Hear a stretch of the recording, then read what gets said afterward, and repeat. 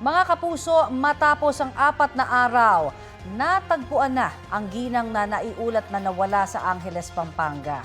Bangkay na siya nang makita, nakabaon sa lupa sa compound mismo ng bahay nila.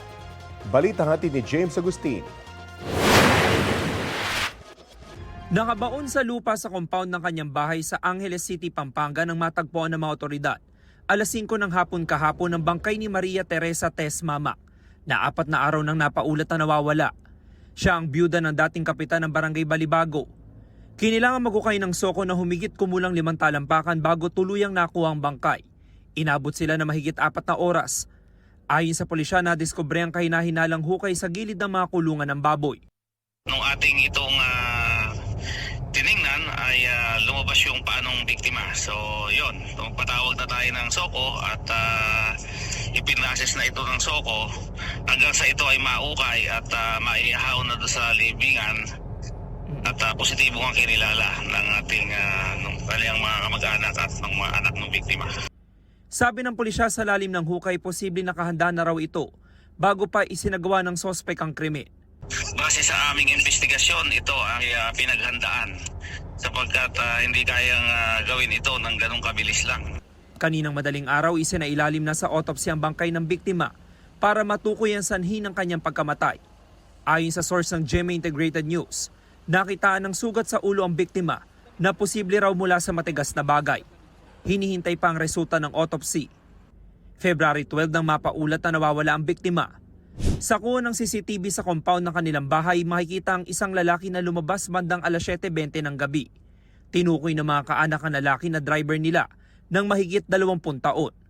Bumalik din siya sa loob maya-maya.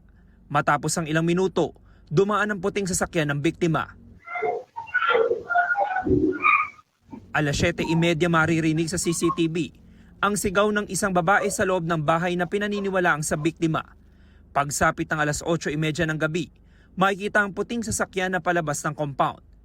February 14 nang matagpo ang abandonado ang sasakyan at nakaparada sa Magalang Municipal Plaza. Isinailalim na ito sa forensic examination. Sa paunang investigasyon ng pulisya, may nakita silang bakas ng dugo sa pader, wheelbarrow, washing machine at gripo sa compound. Ang lalaking driver hindi na nakita at nakontak ng mga kaanak ng biktima simula noong February 12. Ayon sa pulisya, itinuturing na person of interest ang driver. Base ho sa mga testigo ay siya ho yung huling nakitang kasama at siya yung huling nakitang nagmaneho nung sasakyan. Sa ngayon ay ini-establish pa natin kung ano yung posibleng motibo kung bakit nagawa ng ating suspect sa biktima. Nagkasa ng manhunt operation ng pulisya para matunton ang driver. Sa isang pahayag, mariing kinondena ni Pampanga 1st District Representative Carmelo Lazatin Jr. ang pagpatay kay Mamak.